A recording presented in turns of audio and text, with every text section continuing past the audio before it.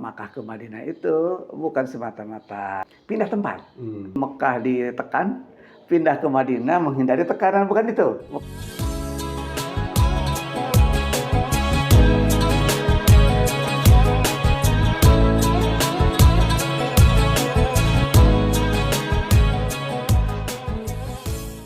Bismillahirrahmanirrahim. Assalamualaikum warahmatullahi wabarakatuh. Waalaikumsalam. Ya, sobat muslim semua, alhamdulillah kembali kita berjumpa dalam podcast Bincang Peduli bersama Forum Sinergi Muslim. Dan pada kesempatan ini kita akan membincangkan satu hal ya kaitannya dengan peringatan Maulid Nabi yang kebetulan hari ini sedang kita peringati.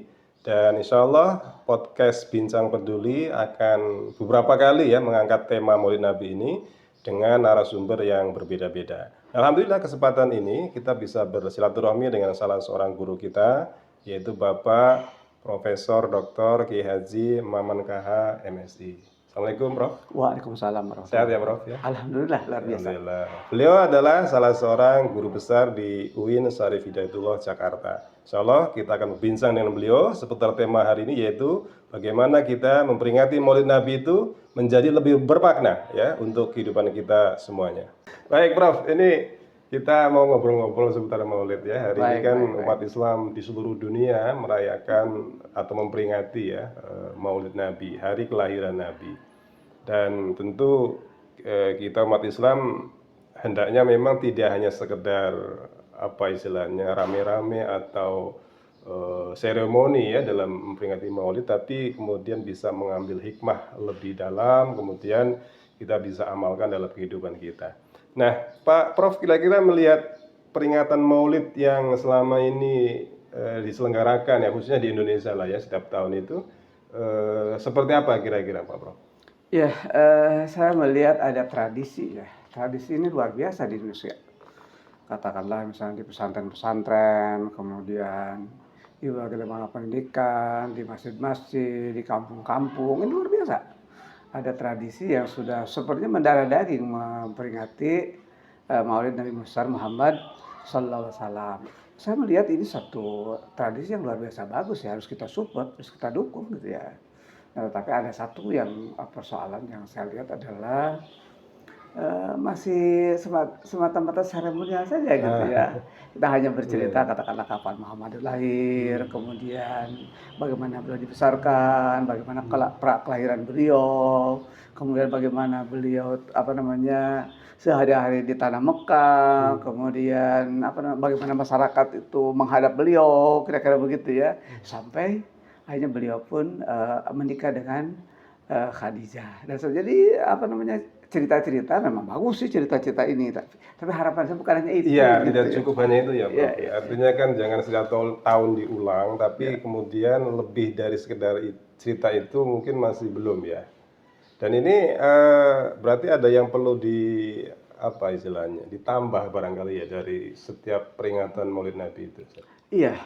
Saya kira harus ditambah ya wawasan masyarakat, wawasan kita saya kira, wawasan masyarakat terus ditambah bahwa Muhammad itu sebenarnya kalau dalam bahasa komunikasi, bahasa penyuluhan sebagai agent of change. Muhammad itu adalah seorang agen pengubah. Namanya juga the prophet yang menyampaikan sesuatu kepada masyarakat untuk menimbulkan perubahan. Nah, perubahan ini menyangkut ada perubahan yang seperti individual tentu ya. Katakanlah misalnya orang-orang musyrik dulu masih menyembah berhala, itu harus dirubah akidahnya itu gitu. Sampai akhirnya itu lurus menjadi seorang muslim yang terteliti gitu ya. Kemudian meninggalkan hal-hal yang berbau kemusyrikan itu ditinggalkan semua gitu ya. Tetapi bukan hanya itu juga. Ada satu hal yang harus kita ubah, itu adalah Muhammad itu menyampaikan perubahan dalam sebuah sistem kehidupan. Itu barangkali yang harus kita lihat ya, dan harus kita kembangkan. Nah, kalau misalnya kita melihatnya dari sisi ini sebagai sebuah pengubah, Muhammad sebagai pengubah, sebagai agent of change ya untuk sebuah sistem, maka impactnya akan lebih besar nanti gitu. Jadi dengan bahasa lain, yang dirubah oleh Muhammad ini bukan hanya sekedar individual, di level individual, tapi yang diubah oleh Muhammad itu adalah sistem kehidupan itu saya kira, nah yang sekarang dalam konteks kehidupan modern kita itu ini belum Belum disentuh. ditekankan Iya, gitu, iya. gitu. Jadi lebih banyak perubahan itu adalah perubahan individual tadi, Individual. akhlak misalnya begitu ya, Iya, iya. beribadah, mendekatkan diri kepada Allah itu bagus, sekali lagi saya katakan bagus itu. Tetapi harapan saya bukan hanya itu, tapi bagaimana kita mengubah sistem sehingga dengan sistem itu kita menimbulkan satu berbagai solusi ya untuk kehidupan kita dalam rangka meraih masyarakat yang lebih bagus. Saya kira itu kata kuncinya adalah mengubah sistem. Ya, Saya kira artinya begitu. kalau Prof memandang selama ini ya peringatan Maulid Nabi yang kita adakan atau mayoritas umat Islam Indonesia adakan lah itu belum menyentuh sampai ke sana, Prof. Saya kira belum ya. Belum. Masih kalau menyentuh juga mungkin pada level kulit-kulitnya aja gitu ya. Katakanlah misalnya kalau kita bicara sistem kan harus ada manusia. Tentu ya di situ. Ada manusia, ada peraturan kan begitu ya. Ada realitas yang kita lihat. Nah, yang disentuh hanya sekedar manusia saja. Katakanlah manusia harus akhlaknya baik, jujur, amanah begitu ya. Memiliki kompetensi. Nah, barangkali yang sekarang itu sampai di situ kita berbicara. Nah, tetapi bagaimana setelah itu, nah, padahal yang ingin kita ubah bukan hanya sekedar level individu tadi, tapi level sistem dan masyarakat ini, kira-kira seperti itu ya. Iya. Tapi bahwa kita mulai dari individu, ya saya kira Iya. kita harus mulai dari individu tadi. Gitu. Tapi jangan individu terus ya. Iya.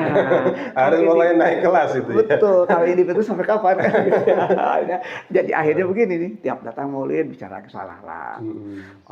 Dibarengi dengan seremonial seperti salawatan dan itu saya kira sekali lagi bagus. Tapi begitu datang lagi Maulid, hal itu lagi dibicarakan. Itu lagi diulang lagi. Begitu Maulid berikutnya, hal itu lagi dibicarakan. Ya, saya bilang sampai kapan kita mulai kelas? Iya. Gitu. Padahal kan contoh Nabi sebagai seorang pribadi maupun beliau sebagai seorang pemimpin ya di tengah masyarakat maupun bahkan beliau seorang kepala negara ya. Betul. Harusnya memang secara utuh kita bisa contoh ya.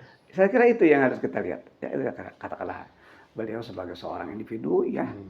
Kemudian seorang yang menyampaikan risalah, ya, hanya memperbaiki akhlak, memperbaiki akidah, menghilangkan kemusyrikan, memperbaiki berbagai perilaku menyimpang seperti mengurangi takaran, ketidakjujuran dalam jual beli dan seterusnya gitu. Itu kan beliau sampaikan dengan berbagai ayat Al-Qur'an yang turun secara gradual seperti ayat wailul mutaffifin misalnya neraka wil bagi orang yang suka tidak jujur dalam hal takaran, timbangan dan seterusnya. Nah, hal asal beliau sampaikan. Tetapi ada satu lagi. Nah, beliau juga sebenarnya di masyarakat itu adalah dalam periode Makkah beliau sebagai individual. Nah, kemudian kenapa sih orang Makkah itu sangat takut dengan beliau?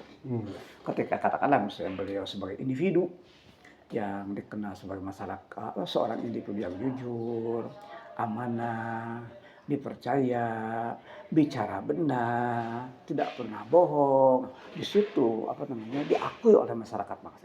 Sampai kan kedatangan Muhammad SAW, sebelum beliau diangkat menjadi Rasul, itu digelari dengan istilah Al-Amin. Al-Amin. Orang yang bisa dipercaya, itu pada saat itu. Tapi ketika beliau itu mencoba menghantam sistem-sistem pola-pola kehidupan yang ada, nah, di situ katakanlah misalnya kebiasaan-kebiasaan mereka, dalam muamalat, dalam melakukan hubungan-hubungan sosial gitu ya, mulai disentuh oleh Muhammad SAW.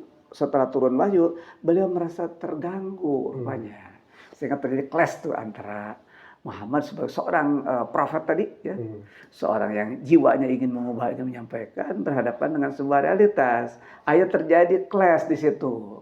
Nah, clash itu kan panjang cerita clash itu. Ya. Nah, sampai katakanlah misalnya ketika kaum muslimin lemah, ada yang disiksa, kemudian ada juga yang sampaikan kita mendengar dalam sirah itu sampai di boykot gitu ya.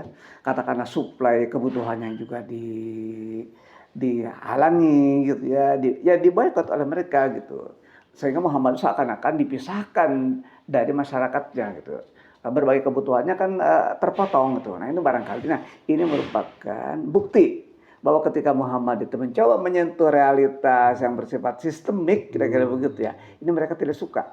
Sehingga kalau begitu, katakanlah misalnya kalau kita bicara sekarang masalah perbaikan individual, nggak ada masalah sebetulnya. Tapi kalau udah menyangkut sistem pola-pola kehidupan ini, itu barangkali yang masyarakat akan merasa terusik. Iya. Sehingga Muhammad ini ingin mengajak perubahan, tadi bukan level individu tapi bagaimana beliau mencoba mengajak perubahan yang sifatnya sistemik tadi, itu barangkali yang bisa saya lihat. Iya.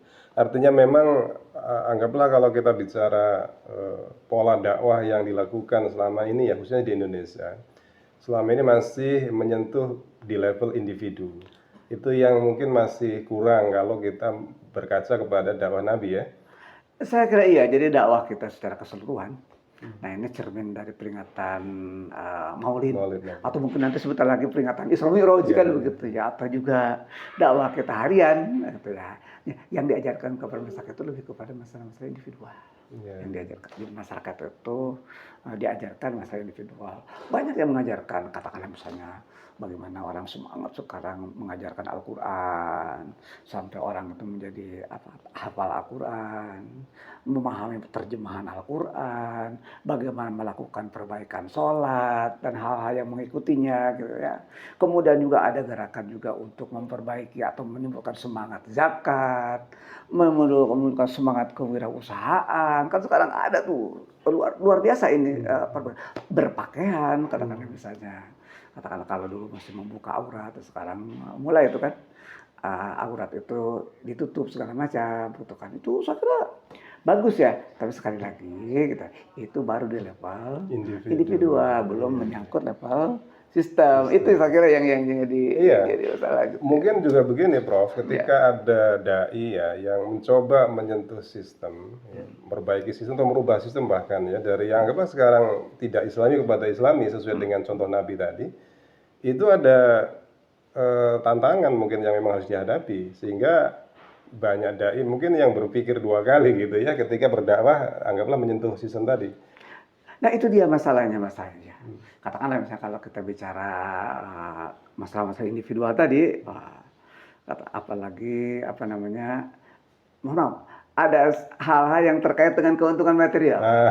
Itu katakanlah misalnya bicara zakat, kan gitu ya, atau bicara umroh, barangkali bicara haji, gitu ya. Nah, saya kira itu aman, tidak ada masalah.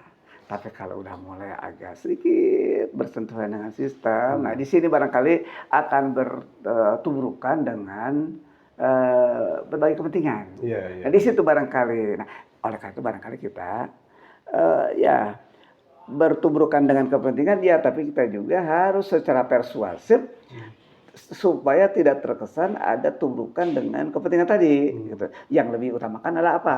Kepentingan masyarakat, kepentingan kaum muslimin secara keseluruhan, dan juga yang bermanfaat bagi kehidupan berbangsa dan bernegara. Saya kira itu gitu. Harusnya seperti itu. Gitu. Cuman begini, Prof, ada yang beranggapan bahwa untuk memperbaiki masyarakat, termasuk memperbaiki negara, ya dimulai dari individu gitu ya. Mereka menganggap bahwa masyarakat kan kumpul dari individu-individu. Betul. Ketika individu baik, didakwai mereka jadi orang-orang yang soleh ya, maka otomatis masyarakat menjadi baik. Nah ini persepsi seperti itu betul atau ada ini? Saya kira kalau yang saya lihat ada betulnya, tapi tidak sepenuhnya benar. Tidak sepenuhnya benar. Kalau kita berbicara mengubah mulai dari individu, saya kira itu iya. Dan Rasul juga kan mengubah individu, menyeru kepada Abu Jahal, walaupun dia menolak gitu, menyeru kepada Abu Lahab, kemudian dia menolak, menyeru kepada yang lain-lain kan, itu yang disentuh individu. Tetapi yang disentuh bukan hanya level individu, tetapi level sistem tadi. Cuman masalahnya adalah level sistem seperti apa, itu barangkali yang jadi masalah. Gitu ya. Kalau katakanlah misalnya ada anggapan kalau individu nanti baik, semuanya automatically gitu ya menjadi baik. Nah, saya tidak setuju dengan teori itu. Karena begini, kalau individunya baik, katakanlah misalnya dia jujur, tapi berhadapan dengan sistem yang mohon maaf belum sempurna gitu ya sistemnya itu, atau belum jelas lah. Gitu. Nah, apa yang akan dirubah? Apa yang akan diperbaiki? Nah, itu barangkali menjadi persoalan. Ya, anggaplah dua individu yang sama-sama baik, sama-sama jujur ketika berinteraksi, tapi interaksinya ada aturan yang bukan aturan yang baik ya. Itu dia. Masalah ini barangnya tegasnya gini. Katakanlah misalnya sekarang ada seorang individu X, ada seorang individu Y gitu ya. si X juga baik, si Y juga baik, tapi bagaimana yang mengatur hubungan antara si X dengan si Y itu? Artinya tidak lepas dari aturan yang berlaku. Betul, Ya. betul, betul. Jadi aturan itu juga ternyata sangat berpengaruh terhadap interaksi di antara individu yang ada. Betul. Nah, barangkali yang harus kita benahi itu bagaimana mengatur antara hubungan si X dengan si Y tadi. Aturan seperti apa? Nah, itu barangkali. Nah, Iya, iya. aturan ini ketika kita bicara hubungan ini barangkali pertama ada hubungan-hubungan sifatnya hubungan-hubungan sosial antara si X dengan si Y tadi, di tengah-tengahnya ini harus ada nih. Bagaimana aturannya gitu ya. Kemudian ada hubungan yang bersifat politis barangkali di situ gitu. Ada hubungan yang bersifat ekonomi di situ gitu ya. Nah, barangkali itu yang harus dibenahi. Berarti kalau begitu, bahasa lainnya adalah ketika kita mencoba memperbaiki hubungan antara si X dengan si Y atau X1, X2, X3, Y1, Y dan seterusnya gitu di situ. Berarti di sini harus dibuat sistemnya seperti apa tadi itu. Aturannya seperti apa gitu. Artinya Nabi ketika beliau di Mekah pun ya tidak hanya mendakwai individu tapi juga termasuk aturan yang berlaku di sana. Mencoba. Nabi udah mencoba ini apa namanya menjelaskan aturan-aturan. Contoh barangkali seperti kalau kita bicara ayat aturan, ada ayat-ayat yang sifatnya makiyah, ada ayat-ayat yang sifatnya madaniyah. Nah, untuk ayat-ayat yang sifatnya makiyah, udah mencoba sistem itu dibenahi gitu ya. Katakanlah seperti hubungan jual beli. Nah, itu katakanlah misalnya masih ada penipuan, ketidakjujuran, kecurangan dalam timbangan itu ya. Betul. Nah, itu udah mulai dikritisi tuh sejalan dengan gradualitas turunnya wahyu gitu. Hanya saja ketika di periode Makkah ini karena dakwahnya masih bersifat relatif mengubah individu tadi gitu. Jadi yang didakwahkan oleh Nabi itu lebih banyak masalah-masalah seperti individual gitu. Nah, oleh karena itu barangkali kalau kita ingin bicara lebih lanjut tentang sistem itu ya bukan di periode Makkah. Nah, di sini barangkali harus kita melompat sedikit ke periode Madinah. Nah, barangkali di situ yang bisa kita secara totalitas di Madinah ya.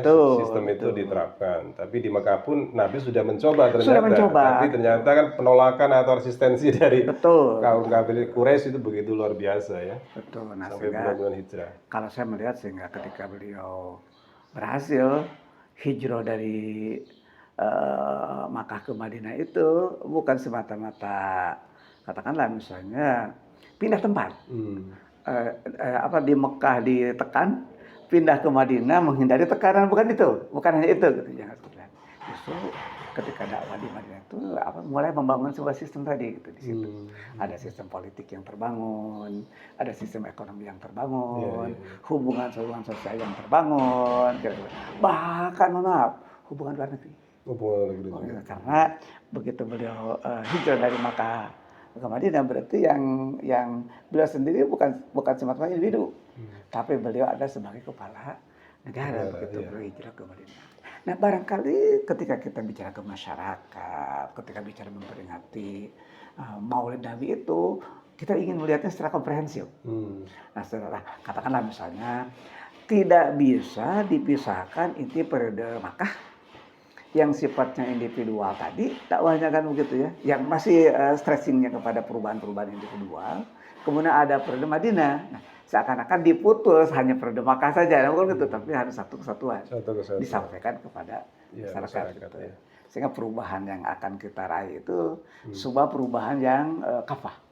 Sebuah perubahan yang komprehensif kira-kira itu yang kita lihat. Artinya dalam konteks dakwah di Indonesia khususnya ya bahwa kita diperintahkan untuk meneladani Nabi itu tidak cukup hanya individu tapi juga tadi salah sistem ya secara aturan yang diterapkan.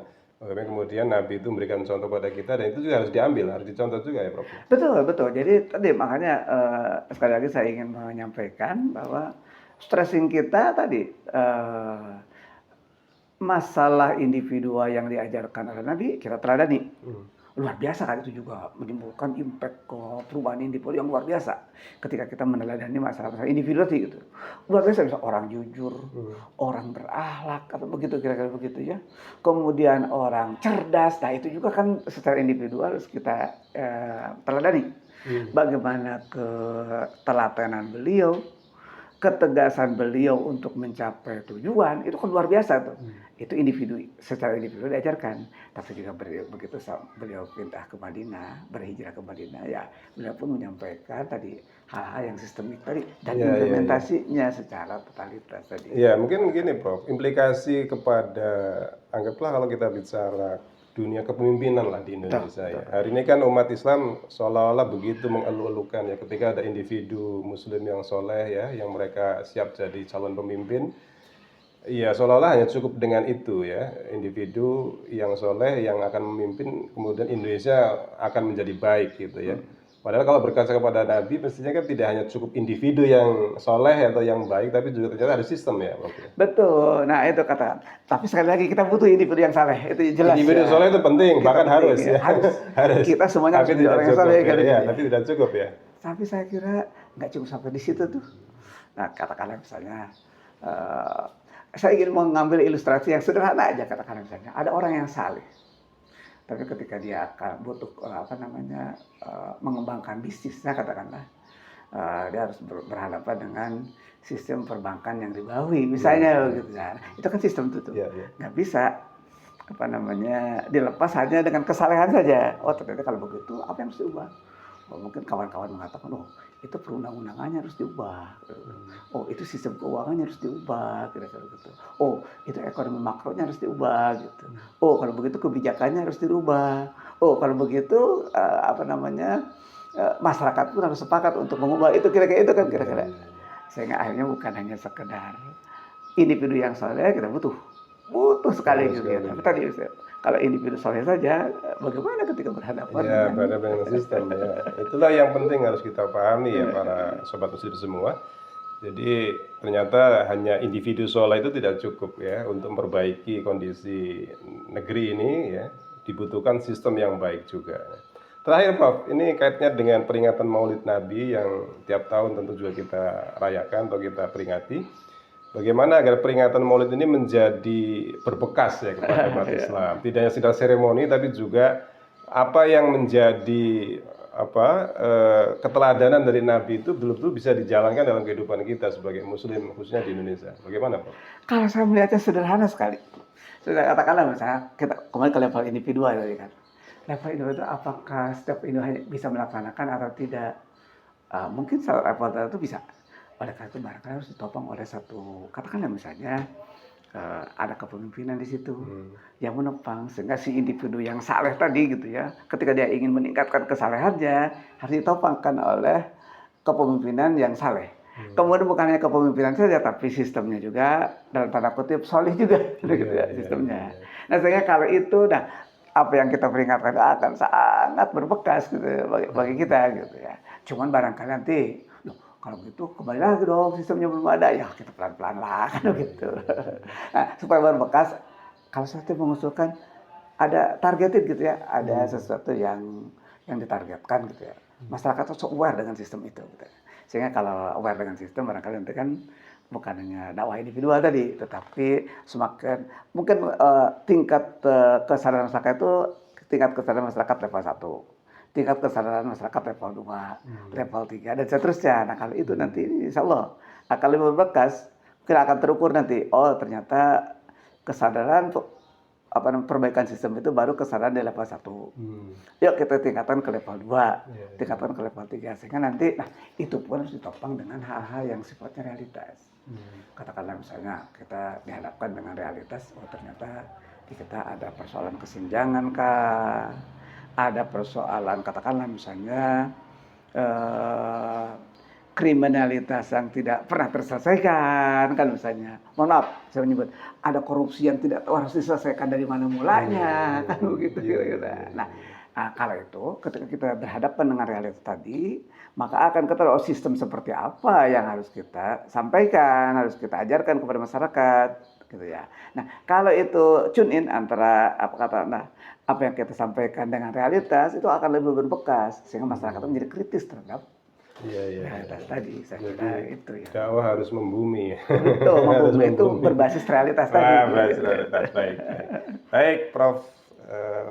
Maman, terima kasih atas sumbangsi pemikirannya pada kesempatan ini. Jadi sobat muslim semua, peringatan Maulid tentu bukan hanya seremoni belaga ya. Kita harus memperingati kelahiran Nabi sebagai sesuatu yang penting ya untuk kita ambil keteladanan dari beliau ya, bahwa beliau sebagai sosok seorang individu tapi juga beliau adalah sosok kepala keluarga, sosok ayah, sosok pemimpin masyarakat dan bahkan pemimpin negara ya. Oleh karena itu ya tentu dalam momen Maulid ini penting bagi kita untuk menjadikan sosok beliau secara utuh ya, untuk kita teladani dan kita berupaya semaksimal mungkin mengikuti apa yang beliau perintahkan, apa yang beliau ajarkan kepada kita. Nah, itulah bukti bahwa kita cinta kepada Nabi, yaitu dengan cara kita menjalankan apapun yang beliau perintahkan. Barangkali demikian Prof ya. Terima kasih banyak atas waktu dan kesempatannya. Insyaallah ketemu lagi di kesempatan berikutnya. Sampai jumpa sobat muslim semua. Assalamualaikum warahmatullahi wabarakatuh. Waalaikumsalam warahmatullahi wabarakatuh.